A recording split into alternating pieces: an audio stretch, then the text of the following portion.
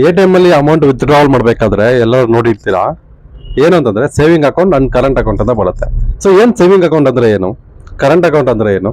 So ಅದರಲ್ಲಿ digital India ಬಂದಾಗ ಪ್ರತಿಯೊಬ್ಬರಿಗೂ ಬ್ಯಾಂಕ್ ಅಲ್ಲೇ ಅಕೌಂಟ್ ಇದೆ. ಸೊ ಎಲ್ಲರಿಗೂ ಆಗಿರ್ಬೋದು, ಮೊದಲು ಇದ್ದಿಲ್ಲ. ಯಾವತ್ತು ಡಿಜಿಟಲ್ ಇಂಡಿಯಾ ಸ್ಟಾರ್ಟ್ ಆಯ್ತು ಪ್ರತಿಯೊಬ್ಬರಿಗೂ ಸೊ ಬ್ಯಾಂಕ್ ಅಲ್ಲೇ ಅಕೌಂಟ್ ಇದೆ. ಅದೇ ತರನೇ ಸೇವಿಂಗ್ ಅಕೌಂಟ್ ಅಂದ್ರೆ ಏನು, ಕರೆಂಟ್ ಅಕೌಂಟ್ ಅಂದ್ರೆ ಏನು? ಸೊ ನೀವು ಬ್ಯಾಂಕ್ ಅಲ್ಲಿ ಅಕೌಂಟ್ ಓಪನ್ ಮಾಡ್ಬೇಕಾದ್ರೆ ಅದು saving account, current account? So next ನೋಡ್ತಾ ಹೋಗೋಣ. ಸೊ ಎಲ್ಲರಿಗೂ ನನ್ನ ಚಾನಲ್ಗೆ ಸ್ವಾಗತ. ನಾನು ನಿಮ್ಮ ವಿನೋದ್ ಕುಮಾರ್ ಮಾತಾಡ್ತಾ ಇದ್ದೀನಿ. ಸೊ ಏನ್ ಸೇವಿಂಗ್ ಅಕೌಂಟ್ ಅಂದ್ರೆ ಏನು, ಯಾವ ತರ ಏನು ಅಂತ ಹೇಳ್ತಾ ಹೋದ್ರೆ, ಸೇವಿಂಗ್ ಅಕೌಂಟ್ ಅಂದ್ರೆ ಉಳಿತಾಯ ಖಾತೆ. ಸೊ ಇದು ನಾವು ಪ್ರತಿ ವರ್ಷ ಒಂದು ಮಿನಿಮಮ್ ಅಮೌಂಟ್ ಅಂತ ಮೇಂಟೈನ್ ಮಾಡ್ತಾ ಇದ್ರೆ ಅದಕ್ಕೆ ಬ್ಯಾಂಕ್ ಏನ್ ಮಾಡುತ್ತೆ ಅಂತಂದ್ರೆ 2% ಇಂದ 7% ಬ್ಯಾಂಕ್ ಮೇಲೆ ಡಿಪೆಂಡ್ ಆಗುತ್ತೆ. ಅಷ್ಟು ಅಮೌಂಟ್ ನ ನಮಗೆ ಇಂಟ್ರೆಸ್ಟ್ ರೂಪದಲ್ಲಿ ಇಯರ್ಲಿ ಅಂತ ನಮಗೆ ಅಮೌಂಟ್ ಅಕೌಂಟ್ಗೆ ಹಾಕ್ತಾರೆ. ಸೊ ಇದನ್ನ ಸೇವಿಂಗ್ ಅಕೌಂಟ್ ಅಂತ ಕರಿತೀವಿ. ಇದು ಸೇವಿಂಗ್ ಅಕೌಂಟ್ ಯಾರೆಲ್ಲ ಓಪನ್ ಮಾಡ್ಬೋದು, ಯಾವ ತರ ಅಂತ ನೋಡ್ತಾ ಹೋಗೋಣ. ಇದರಲ್ಲಿ ಒಂದು ಎಕ್ಸಾಂಪಲ್ ಮೂಲಕ ಹೇಳ್ತೀನಿ. ಒಂದು 3% ಅಂತ, ಫಾರ್ ಎಕ್ಸಾಂಪಲ್ 1,00,000ಕ್ಕೆ ಒಂದು 3% ಒಂದು saving account amount interest add ಆಗ್ತಿತ್ತು ಅಂತಂದ್ರೆ ಅದು 3,000 ರೂಪಾಯಿ ಅಮೌಂಟ್ ನಮ್ಮ ಒಂದು ಸೇವಿಂಗ್ ಅಕೌಂಟ್ಗೆ ಇಯರ್ಲಿ ಅಂತ ಬರುತ್ತೆ. ಅದು ಮಿನಿಮಮ್ ನೀವು 1,00,000 ರೂಪೀಸ್ ನೀವು ಇಯರ್ಲಿ ಪೂರ್ತಿ ಕ್ಯಾಲ್ಕುಲೇಷನ್ ಮಾಡಿದಾಗ 1,00,000 ರೂಪೀಸ್ ಅದು ಮಿನಿಮಮ್ ಅಮೌಂಟ್ ನೀವು ಮೇಂಟೈನ್ ಮಾಡಿರ್ಬೇಕು. ಸೊ ಅದೇ ತರ ಯಾರೆಲ್ಲ ಓಪನ್ ಮಾಡ್ಬೋದು ಸೇವಿಂಗ್ ಅಕೌಂಟ್, ಯಾರು ಬೇಕಾದ್ರೂ ಓಪನ್ ಮಾಡ್ಬೋದು. ಇಂಥವರೇ ಓಪನ್ ಮಾಡ್ಬೇಕಂತ ಏನಿಲ್ಲ. ಬಿಸ್ನೆಸ್ ಮ್ಯಾನ್, ಸ್ಯಾಲ್ರಿ ಪರ್ಸನ್, ಕೆಲಸ ಮಾಡ್ತಿರೋರು, ಕೃಷಿ ಮಾಡ್ತಿರೋರು, ಪ್ರತಿಯೊಬ್ಬರು ಸೊ ಸೇವಿಂಗ್ ಅಕೌಂಟ್ನ ಓಪನ್ ಮಾಡ್ಬೋದು. ನೆಕ್ಸ್ಟ್ ಬಂದ್ಬಿಟ್ಟು ಸೇವಿಂಗ್ ಅಕೌಂಟಲ್ಲಿ ಕೆಲವೊಂದು ಟೈಪ್ಸ್ ಇದೆ. ಸೊ ನೋಡ್ತಾ ಹೋಗೋಣ. ಸೊ ಏನಂತಂದ್ರೆ ಪ್ಯೂರ್ ಸೇವಿಂಗ್ ಅಕೌಂಟ್ ಅಂತ ಒಂದಿದೆ. Next salary account, zero balance account. Pure saving account ಯಾರು ಓಪನ್ ಮಾಡ್ಬೋದು ಅಂತಂದ್ರೆ ಇದರಲ್ಲಿ ಮಿನಿಮಮ್ ಬ್ಯಾಲೆನ್ಸ್ ನ ಮೇಂಟೈನ್ ಮಾಡಬೇಕಾಗುತ್ತೆ. ಯಾರು ಬೇಕಾದ್ರೂ ಓಪನ್ ಮಾಡ್ಬೋದು, ಬಟ್ ಮಿನಿಮಮ್ ಬ್ಯಾಲೆನ್ಸ್ ನ ಮೇಂಟೈನ್ ಆಗುತ್ತೆ. ಕೆಲವೊಂದು ವಿಲೇಜ್ ಸೈಡ್ ಏನ್ ಮಾಡ್ತಾರೆ ಅಂತಂದ್ರೆ 500 ಇಂದ 1,000 ರೂಪೀಸ್ ಮಿನಿಮಮ್ ಬ್ಯಾಲೆನ್ಸ್ ಇರುತ್ತೆ. ಅದೇ ತರ ಸಿಟಿ ಸೈಡ್ ಕಡೆ ಬಂದ್ರೆ ಲೈಕ್ ಕೆಲವೊಂದು ಪ್ರೈವೇಟ್ ಬ್ಯಾಂಕ್ಸ್ ಅಲ್ಲಿ ಮಿನಿಮಮ್ 10,000, 25,000, ಲೈಕ್ 30,000 ಮಿನಿಮಮ್ ಬ್ಯಾಲೆನ್ಸ್ ನ ಮೇಂಟೈನ್ ಮಾಡಬೇಕಾಗುತ್ತೆ ಪರ್ ಮಂತ್ಗೆ. ನೆಕ್ಸ್ಟ್ ಬಂದ್ಬಿಟ್ಟು ಸ್ಯಾಲ್ರಿ ಅಕೌಂಟ್. ಯಾರೆಲ್ಲ ಕೆಲಸ ಮಾಡ್ತಾ ಇರ್ತಾರಲ್ವಾ, ಸೊ ಅವರಿಗೆ ಈ ಅಕೌಂಟ್ ನ ಕೊಡ್ತಾರೆ, ಸ್ಯಾಲ್ರಿ ಅಕೌಂಟ್ ಅಂತ. ಆಲ್ರೆಡಿ ನಿಮ್ಗೆ ಗೊತ್ತಿರುತ್ತೆ ಅನ್ಕೋತೀನಿ. ನೆಕ್ಸ್ಟ್ ಬಂದ್ಬಿಟ್ಟು zero balance account. Zero balance account minimum 90% village side ಇರ್ತಾರಲ್ವಾ, ಸೊ ವಿಲೇಜ್ ಸೈಡ್ ಇರೋರಿಗೆ ಅಂಡ್ ತುಂಬಾ ಬಡ ಕುಟುಂಬದಲ್ಲಿ ಇರ್ತಕ್ಕಂಥವ್ರಿಗೆ ಅಂಡ್ ಸ್ಟೂಡೆಂಟ್ಸ್ಗೆ ಈ ಝೀರೋ ಬ್ಯಾಲೆನ್ಸ್ ಅಕೌಂಟ್ ನ ಓಪನ್ ಮಾಡಿ ಕೊಡ್ತಾರೆ. ಸೊ ಇದರಲ್ಲಿ ನೀವು 3 types of accounts saving account ಎಲ್ಲ ನೋಡಿದ್ರೆ, ನೆಕ್ಸ್ಟ್ ಕೆಲವೊಂದು ಗೌರ್ಮೆಂಟ್ ಬ್ಯಾಂಕ್ಸ್ ಆಲ್ರೆಡಿ ಹೇಳಿದ್ನಲ್ಲ, ನಿಮ್ ಗೌರ್ಮೆಂಟ್ ಬ್ಯಾಂಕ್ಸ್ ಏನ್ ಮಾಡ್ತಾರೆ ಅಂದ್ರೆ 1,000 ರೂಪೀಸ್ ಮಿನಿಮಮ್ ಬ್ಯಾಲೆನ್ಸ್ ಮೇಂಟೈನ್ ಮಾಡಬೇಕು. ಸೊ ಅದೇ ತರ ಪ್ರೈವೇಟ್ ಬ್ಯಾಂಕ್ 10,000 ಇಂದ 20,000 ತನಕ ಮಿನಿಮಮ್ ಬ್ಯಾಲೆನ್ಸ್ ಇರುತ್ತೆ. ಅಂದ್ರೆ MAD, monthly average balance.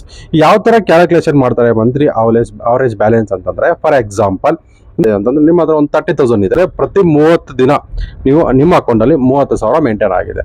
But ಇಲ್ಲಿ ಮಿನಿಮಮ್ ಬ್ಯಾಲೆನ್ಸ್ ಮೇಂಟೆನೆನ್ಸ್ ಎಷ್ಟಿರ್ಬೇಕಂತಂದ್ರೆ 20,000 ಇರ್ಬೇಕಂತ ಹೇಳ್ಬಿಟ್ಟು ಬ್ಯಾಂಕ್ ಹೇಳಿರ್ತಾರೆ. ಈಗ 30,000 ಇಂಟು 30 ಮಾಡಿ ಎಷ್ಟು ಬರುತ್ತೆ ಅಂತಂದ್ರೆ 9 lakhs ರೂಪೀಸ್ ಬರುತ್ತೆ. 9 lakhs ನೀವು ಅಕೌಂಟ್ ಅಲ್ಲಿ ಟ್ರಾನ್ಸಾಕ್ಷನ್ ಮಾಡಿದಿರಾ.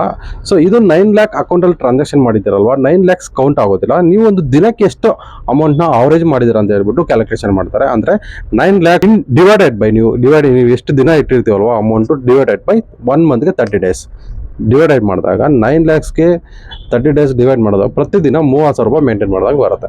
ಸೊ ಅದೇ ತರ ಎಷ್ಟು ಮೇಂಟೈನ್ ಮಾಡಬೇಕಿತ್ತು ಅಂತಂದ್ರೆ 10,000 ರೂಪೀಸ್ ಪ್ಲಸ್ ಕೆಲವೊಂದು ಬ್ಯಾಂಕ್ಸ್ ಅಲ್ಲಿ ಅವರೇಜ್ 20,000 ರೂಪೀಸ್ ನೀವು ಮಿನಿಮಮ್ ಬ್ಯಾಲೆನ್ಸ್ ಮೇಂಟೈನ್ ಮಾಡಬೇಕಿತ್ತು. ಸೊ ಈಗ ಆರಾಮಾಗಿ 20,000 ರೂಪೀಸ್ ಮಿನಿಮಮ್ ಬ್ಯಾಲೆನ್ಸ್ ಮೇಂಟೈನ್ ಆಗಿದೆ ಅಲ್ವಾ. ಸೊ ಇದನ್ನ ಸೇವಿಂಗ್ ಅಕೌಂಟ್, ಕೆಲವೊಂದು ಬ್ಯಾಂಕ್ ಅಲ್ಲಿ ಅವರೇಜ್ ಬ್ಯಾಲೆನ್ಸ್ ಇಷ್ಟಿರ್ಬೇಕಂತ ಇರುತ್ತೆ, ಪ್ರೈವೇಟ್ ಬ್ಯಾಂಕ್ಸ್ ಅಲ್ಲಿ ಈ ತರ ಮೇಂಟೆನೆನ್ಸ್ ಇರುತ್ತೆ. ಅಂಡ್ ನೆಕ್ಸ್ಟ್ ಸೇವಿಂಗ್ ಅಕೌಂಟ್ಗೆ ಲಿಮಿಟ್ ಇದೆಯಾ ಅಂತಂದ್ರೆ ಪರ್ ಡೇಗೆ ಲಿಮಿಟ್ ಇದೆ ಸರ್, 1 lakh ತನಕ ಇರುತ್ತೆ. ನೀವು ಇನ್ ಕೇಸ್ ಏನಾದ್ರು ಚೆಕ್ಸ್ ಏನಾದ್ರು ವಿತ್ಡ್ರಾಲ್ ಮಾಡಬೇಕು, ಚೆಕ್ಸ್ ಏನಾದ್ರು ಇದ್ರೆ ಕೆಲವೊಂದು ಸಮ್ ಟೈಮ್ ಚೆಕ್ಸ್ಗೆ 1 lakh ಇಂದ 2 lakhs ತನಕ ನೀವು ವಿತ್ಡ್ರಾಲ್ ಮಾಡ್ಕೋಬಹುದು. ಅಂಡ್ ATM ಅಲ್ಲಿ ನಿಮಗೆ 5 ಟ್ರಾನ್ಸಾಕ್ಷನ್ ತನಕ ಇರುತ್ತೆ. ATM ಅಲ್ಲಿ ಅಮೌಂಟ್ ವಿತ್ಡ್ರಾಲ್ ಮಾಡಬೇಕಾದ್ರೆ ಅದಾದ್ಮೇಲೆ ಚಾರ್ಜಸ್ ಇರುತ್ತೆ, 20 ರೂಪೀಸ್ ಏನೋ ಚಾರ್ಜಸ್ ಮಾಡ್ತಾರೆ ಸರ್. ಸೊ ಅದೇ ತರ ನೆಕ್ಸ್ಟ್ ಕರೆಂಟ್ ಅಕೌಂಟ್ ಯಾರೆಲ್ಲ ಓಪನ್ ಮಾಡ್ತಾರೆ ಅಂತಂದ್ರೆ ಬಿಸ್ನೆಸ್ ಮಾಡ್ತಿರ್ತಾರಲ್ವಾ, ಸೊ ಅವ್ರಿಗೆ ಕರೆಂಟ್ ಅಕೌಂಟ್ ಯೂಸ್ ಆಗುತ್ತೆ. ಫಾರ್ ಎಕ್ಸಾಂಪಲ್ ಒಂದು ಸರ್ವಿಸ್ ಬೇಸ್ ಬಿಸ್ನೆಸ್ ಆಗಿರ್ಬೋದು, ಫಾರ್ ಎಕ್ಸಾಂಪಲ್ ಬಟ್ಟೆ ಅಂಗಡಿ, ಸ್ಪೀಡ್ ಶಾಪ್. ಸೊ GST ಯಾರೆಲ್ಲ ಅಪ್ಲೈ ಮಾಡ್ಕೊಂಡಿರ್ತಾರಲ್ಲ ಸೊ ಅವ್ರಿಗೆ ಕರೆಂಟ್ ಅಕೌಂಟ್ ಬೇಕಾಗುತ್ತೆ. ಕರೆಂಟ್ ಅಕೌಂಟು ಪರ್ಸನ್ಸ್ ಕೂಡ ಕರೆಂಟ್ ಅಕೌಂಟ್ ನ ಓಪನ್ ಮಾಡ್ಕೋಬಹುದು. ಸೊ ಆ ಕರೆಂಟ್ ಅಕೌಂಟ್ ಅಲ್ಲಿ ಮಿನಿಮಮ್ ಬ್ಯಾಲೆನ್ಸ್ ನ ಮೇಂಟೈನ್ ಮಾಡಬೇಕಾಗುತ್ತೆ. ಸೇವಿಂಗ್ ಅಕೌಂಟ್ ಕಂಪೇರ್ ಮಾಡಿದ್ರೆ ಸೊ ಕರೆಂಟ್ ಅಕೌಂಟ್ಗೆ ಮಿನಿಮಮ್ ಬ್ಯಾಲೆನ್ಸ್ ಜಾಸ್ತಿ ಇರುತ್ತೆ. ಅಂಡ್ ಇನ್ನೊಂದೇನಂತಂದ್ರೆ ಕರೆಂಟ್ ಅಕೌಂಟ್ಗೆ ನಿಮ್ಗೆ ಯಾವುದೇ ತರ ಇಂಟ್ರೆಸ್ಟ್ ಸಿಗೋದಿಲ್ಲ. ಸೊ ಯಾಕೆ ಅಂತಂದ್ರೆ ಕರೆಂಟ್ ಅಕೌಂಟ್ ಆಲ್ಮೋಸ್ಟ್ ಬಿಸ್ನೆಸ್ ಪರ್ಪಸ್ಗೆ ಯೂಸ್ ಮಾಡ್ತೀವಿ, ಅಮೌಂಟ್ ರೊಟೇಷನ್ ಆಗ್ತಾ ಇರುತ್ತೆ. ಅಂಡ್ ಒನ್ ಮೋರ್ ಥಿಂಗ್, 20,000 ಇಂದ ಹಿಡಿದು 75,000 ತನಕ ಮಿನಿಮಮ್ ಬ್ಯಾಲೆನ್ಸ್ ಇರುತ್ತೆ. ಅದು ಆಸ್ ಪರ್ ಬ್ಯಾಂಕ್ಸ್ ಮೇಲೆ ಡಿಪೆಂಡ್ ಆಗುತ್ತೆ. ಅಂಡ್ ನೆಕ್ಸ್ಟ್ ಯಾವುದೇ ತರ ಇಂಟ್ರೆಸ್ಟ್ ಇರೋದಂತ ಇಲ್ಲ ಅಂತ ಆಲ್ರೆಡಿ ಹೇಳಿದೆ. ಬಟ್ ಇಲ್ಲಿ ನಿಮ್ಗೆ ಒಂದು ಬೆನಿಫಿಟ್ ಏನಂತಂದ್ರೆ ಕರೆಂಟ್ ಅಕೌಂಟ್ ಅಲ್ಲಿ ನಿಮ್ಗೆ ಓವರ್ ಡ್ರಾಫ್ಟ್ ಫೆಸಿಲಿಟಿ ಇರುತ್ತೆ. ನಿಮ್ ಬಿಸ್ನೆಸ್ ಮೇಲೆ ಡಿಪೆಂಡ್ ಡಿಪೆಂಡ್ ಆಗಿ ನಿಮ್ಗೆ ಒಂದಿಷ್ಟು ಅಂತ ಹೇಳ್ಬಿಟ್ಟು ಓವರ್ ಡ್ರಾಫ್ಟ್ ಕೊಡ್ತಾರೆ. ಫಾರ್ ಎಕ್ಸಾಂಪಲ್ ಒಂದು 5 ಲಕ್ಷ ರೂಪಾಯಿ ನಿಮಗೆ ಓವರ್ ಡ್ರಾಫ್ಟ್ ಇದೆ ಅಂತ ಅನ್ಕೊಳ್ಳಿ. ಅದನ್ನ ಯಾವ ಥರ ಯೂಸ್ ಮಾಡ್ಕೋಬಹುದು ಅಂದರೆ, ಫಾರ್ ಎಕ್ಸಾಂಪಲ್ ನೀವು ಏನೋ ಒಂದು ಪೇಮೆಂಟ್ ಮಾಡಬೇಕಿತ್ತು, ಒಂದು 6 lakhs rupees ನೀವು ಪೇಮೆಂಟ್ ಮಾಡಬೇಕಿತ್ತು. ಬಟ್ ನಿಮ್ಮ ಅಕೌಂಟಲ್ಲಿ ಒಂದು 5 lakhs ಮಾತ್ರ ನಿಮ್ಮ ಹತ್ರ ಒಂದು ಅಮೌಂಟ್ ಇದೆ. ಬಟ್ ಓವರ್ ಡ್ರಾಫ್ಟ್ ನಿಮ್ಮ ಹತ್ರ ಒಂದು 5 ಲಕ್ಷ ಇದೆ. ಸೊ ಏನು ಮಾಡ್ಬೋದು ಅಂತಂದರೆ, ಓವರ್ ಡ್ರಾಫ್ಟಿಂದ ಒಂದು 1 lakh ನೀವು ತಗೊಂಡು 6 lakhs rupees ನೀವು ಪೇಮೆಂಟ್ ಮಾಡ್ಬೋದು. ಇನ್ನು ಓವರ್ ಡ್ರಾಫ್ಟಲ್ಲಿ 4 lakhs ಇದೆ, ಬಟ್ 1 lakh ನೀವು ತಗೊಂಡಿದ್ದೀರಾ, ನೀವು 1 lakh ಮಾತ್ರ ನೀವು ಇಂಟ್ರೆಸ್ಟ್ ಪೇ ಮಾಡ್ತಾ ಇದ್ದೀರಾ ಅಷ್ಟೇ. ಸೊ ಇದನ್ನ ಓವರ್ ಡ್ರಾಫ್ಟ್ ಅಂತ ಕರಿತೀವಿ. ಐ ಥಿಂಕ್ ಓವರ್ ಡ್ರಾಫ್ಟ್ ಅಂದರೆ ಏನು ಅಂತ ಅರ್ಥ ಆಯ್ತು ಅನ್ಕೋತೀನಿ.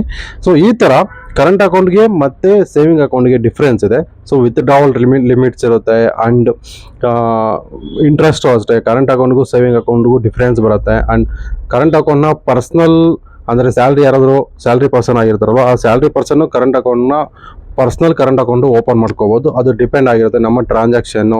ಫಾರ್ ಎಕ್ಸಾಂಪಲ್ ನಾವು ಯಾವ ಥರ ಹೈಯರ್ ಟ್ರಾನ್ಸಾಕ್ಷನ್ ಮಾಡ್ತಾ ಇದ್ದೀವಿ ಅಂತಂದ್ರೆ ಕರೆಂಟ್ ಅಕೌಂಟ್ ಓಪನ್ ಮಾಡ್ಕೋಬೋದು. ಬಿಸ್ನೆಸ್ ಪರ್ಸನ್ಸ್ಗೆ ಅಂತ ಏನಿಲ್ಲ. ಐ ಥಿಂಕ್ ಕರೆಂಟ್ ಅಕೌಂಟ್ ಅಂದರೆ ಏನು ಅಂತ ಅರ್ಥ ಆಗಿರುತ್ತೆ. ಆ್ಯಂಡ್ ಕರೆಂಟ್ ಅಕೌಂಟಲ್ಲಿ ಏನೇನು ಟ್ರಾನ್ಸಾಕ್ಷನ್ ಆಗ್ತಾಯಿದೆ ಅದು ಅಲ್ಲಿ ಮಾಡಬೇಕು, ಸೇವಿಂಗ್ ಅಕೌಂಟಲ್ಲಿ ಟ್ರಾನ್ಸಾಕ್ಷನ್ ಆಗ್ತಿರೋದು ಇಲ್ಲಿ ಮಾಡಬೇಕು. ಎರಡು ಮಿಕ್ಸ್ ಮಾಡಬಾರ್ದು. ಐ ಥಿಂಕ್ ಎರಡು ಸೇವಿಂಗ್ ಅಕೌಂಟ್ ಅಂದರೆ ಏನು, ಕರೆಂಟ್ ಅಕೌಂಟ್ ಅಂದರೆ ಏನು, ಆ್ಯಂಡ್ ಓವರ್ ಡ್ರಾಫ್ಟ್ ಯಾವ ಥರ ಕರೆಂಟ್ ಅಕೌಂಟ್ಗೆ ಲಿಂಕ್ ಆಗುತ್ತೆ ಅನ್ನೋದ್ರ ಬಗ್ಗೆ ನಿಮ್ಗೆ ಈ ವಿಡಿಯೋದಲ್ಲಿ ತಿಳಿಸ್ಕೊಟ್ಟಿದ್ದೀನಿ. ಐ ಥಿಂಕ್ ವಿಡಿಯೋದಲ್ಲಿ ನಾನು ನಿಮ್ಗೆ ಕೊಟ್ಟಿರ್ತಕ್ಕಂಥ ಇನ್ಫಾರ್ಮೇಷನ್ ಎಲ್ಲ ಯೂಸ್ಫುಲ್ ಆಗಿದೆ ಅಂತ ಅನ್ಕೋತೀನಿ. ಫರ್ದರ್ ವಿಡಿಯೋಗೆ ನಿಮ್ಗೆ ಅಪ್ಡೇಟ್ಸ್ ಎಲ್ಲ ಬರಬೇಕು ಅಂತಂದರೆ ನನ್ನ ಚಾನಲ್ನ ಸಬ್ಸ್ಕ್ರೈಬ್ ಮಾಡ್ಕೊಳ್ಳಿ, ಆ್ಯಂಡ್ ಬೆಲ್ ಐಕನನ್ನು ಕ್ಲಿಕ್ ಮಾಡಿ. ನಾನು ಪ್ರತಿಯೊಂದು ವಿಡಿಯೋ ನಿಮಗೆ ನೋಟಿಫಿಕೇಷನ್ ಮೂಲಕ ಬರುತ್ತೆ. Thank you so much. And ಇಷ್ಟ ಆಗಿದರೆ ನನ್ನ ವಿಡಿಯೋನ ನಿಮ್ಮ ಕೊಲೀಗ್ಸ್ ಫ್ರೆಂಡ್ಸ್ಗೆ ಶೇರ್ ಮಾಡಿ. Thank you so much.